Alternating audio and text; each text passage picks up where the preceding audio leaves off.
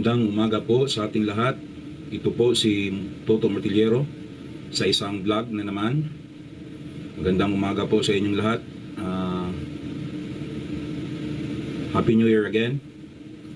Ang topic po natin ngayong umaga ay tungkol sa federalismo. Ang federalismo ay ang tipo ng gobyerno na pinag-promote ni dating Senator Aquilino Ninoy Pimentel Jr. Sa kalaunan, prinomote din ito ni dating Mayor ng Davao City, Rodrigo Roa Duterte. But before talaga, may nauna talaga na nag-promote nito. Si dating Assemblyman at dating Mayor ng Cagayan de Oro City, Ruben Canoy. So, matagal na, bata pa ako. Doon sa Visayas at Mindanao, palagi kong naririnig yung boses ni dating Cagayan de Oro Mayor at dating Assemblyman Ruben Canoy promoting federalism. So, ano ba itong federalism? Ito ay isang gobyerno na kung saan yung power ng central government ay i-devolve doon sa state governments. I-decentralize yung central government, meaning yung power ng central government ay madidelegated doon sa state governments. Yung state governments magiging autonomized. Parang may power na talaga siya na independent doon sa central government. Yun ang federal government. Ngayon, ang isa sa mga rason dyan is meron dapat federal government para yung mga ethnic groups sa ilalim doon sa mga probinsya, sa mga bayan-bayan ay may sariling gobyerno. So isa na yan sa mga rason. Ang problema sa Pilipinas, maraming ethnic groups, Cebuano, Ilonggo, Tagalog, Waray, Bicolano, Samal, Maranao, Badjao, Tausug. Marami, ang dami. Di ba? May mga ano pa yan, may mga sa Palawan, may Taot Bato, may ang dami talaga. May Itnig, may ano yung sa Baguio, tawag dyan Igorot, di ba? So ang dami. Kung itong mga ethnic groups na ito ay bibigyan mo ng sariling gobyerno, ang dami talaga. Oh, ang dami. So siguro mga 30 na ethnic groups, bibigyan mo lahat yan ng gobyerno. 30 more or less groups. So merong ethnic governments or state governments in every ethnic group na at least isa, di ba? So bibigyan, merong executive yan, merong judiciary, may legislative. So you are making a government out of a government. Ibig sabihin magastos, di ba? Kasi sa isang ethnic group or sa isang region, gagawa ka ng presidente. Yung presidente or state governor na lang, gagawa ka ng state governor. Yung state governor, meron yung gabinete, di ba? Meron yung kongreso, meron yung Supreme Court. Ibig sabihin, yung Philippine government, magiging times 20 or times 30, di ba? Ang daming pagsisilduan mo. Ibig sabihin, yung Pilipinas, lalong hihirap sa sweldo pa lang.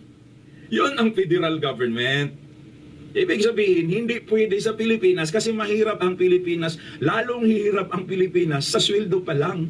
Pangalawa, paano mabubuhay yung state government kung walang taxes? Kagaya ng central government, yung state government, meron ding buwis.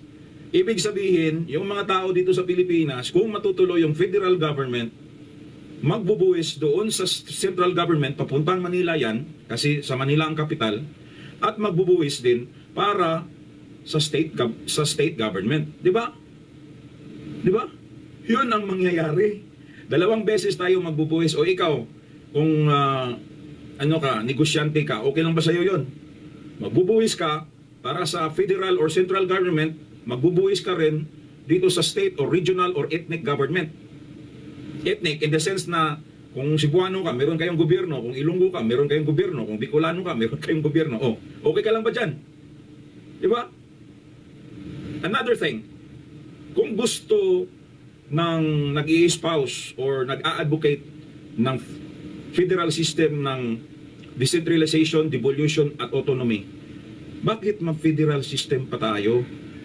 Na yung devolution, decentralization at autonomy nasa local government code. It's being provided in the local government code. Bakit mag-federal system pa tayo? Para lalong hihirap ang Pilipinas? Diba? Kaya yun ang punto. Kaya dapat pinag-aralan sana. Hindi basta-basta mag-promote na lang talaga. Ang nangyari dito, mga kapatid, yung federal system or federal form of government na sinasabi ni dating Mayor Rodrigo Roa Duterte ng Davao ay ginamit lang niya para sa kanyang kampanya. Di ba? Yun ang totoo. Ngayon, alam na natin ang totoo. Ipupost pa ba natin itong federal system or federal form of government? Lalong hihirap ang Pilipinas dyan kasi dodoble yung gobyerno. O, di ba? Magdodouble yung gobyerno, magti-triple pa. Magti-10 times pa, di ba? O. Tsaka yung taxation natin, magdudoble. Okay yan sa mga mayayamang bansa. Federal system or federal form is working in the United States of America. Federal system or federal form is working in Canada. Bakit? Kailangan nila ng federal system or federal form kasi sa lawak ng teritoryo nila, dapat hati-hatiin talaga. Dapat may state governments talaga. Secondly, mayaman sila. Pwede sa kanila yung tinatawag na double taxation. Double taxation in the sense na magbubuwis sila doon sa state government at magbubuwis din sila sa central or federal government. Tayo, mahirap na bansa, maliit na bansa. Kaya hindi naaayon ang sistemang federal sa ating bansa. Yun ang punto. So, mga kababayan, huwag na kayong padala sa mga taong mag-sponsor o mag-advocate ng federal government kasi hindi talaga pwede sa Pilipinas. Hindi talaga pwede sa Pilipinas.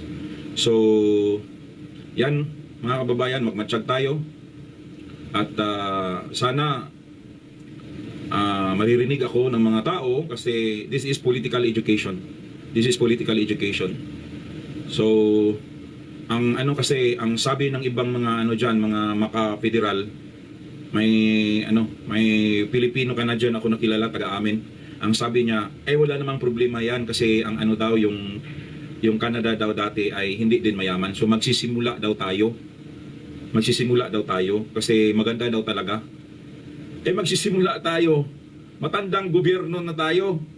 Pinanganak ang Republika ng Pilipinas noong 1898. Diba? June 12, 1898. Ngayon, kung hindi natin, sasabihin na lang natin hindi June 1898. Kasi yun, nasa Kastila tayo.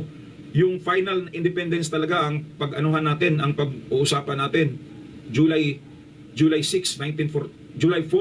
1946. Matanda pa rin. Di ba? 1946, na tayo na taon? 2024. Ilang taon na yan? 78 years old, di ba? 78 years old. Matanda na ang Pilipinas. Ngayon pa tayo magsisimula ng panibagong gobyerno, federal system. Mag-a-adjust pa tayo. Ilang taon pa yan bago tayo maka-adjust. Di ba? Kaya hindi talaga bagay. Ang isa pa, yung tinatawag na sharing. Kasi ang ipopost ni former President Duterte talaga is ang sharing kapag kapag nagiging federal form daw talaga, ang sharing daw ng IRA, Internal Revenue Allotments, magiging 40 ba yun? 40 sa national or central or federal government, magiging 60 sa state governments. Yun daw ang sharing sa kanyang setup ng federal form or federal system of government. Kasi daw ang sa local government code daw is 40 daw yung sa local government, 60 ang sa national government. Madali lang pala kung ganun. 40 yung state government or regional government, and then 60 yung 60 yung national government or central government or federal government sa local government code. Hindi amend natin ang local government code, di ba? Gagawing 60 yung local governments, di ba? Gagawing 60, gagawing 40 yung national government, hindi tapos. Di ba? Ganun lang kasimple. Ewan ko sa kanila, but nagpupush pa sila ng federalism when federalism is anti-poor. Anti-poor ang federalism, bakit? Dodoble ang gobyerno. Yung state governments, meron siyang legislative, meron siyang judiciary, meron siyang executive. Ang central government, meron din. Ang central government, may taxation. Ang state governments, meron ding taxation. Di, lalo tayong hihirap. Di ba? So, ganun lang mga kapatid. Dapat mag-isip at magmatsyag para sa ikaunlad ng bayan. So, once again, Happy New Year. Good morning. Salamat sa pakikinig at panunood. God bless you.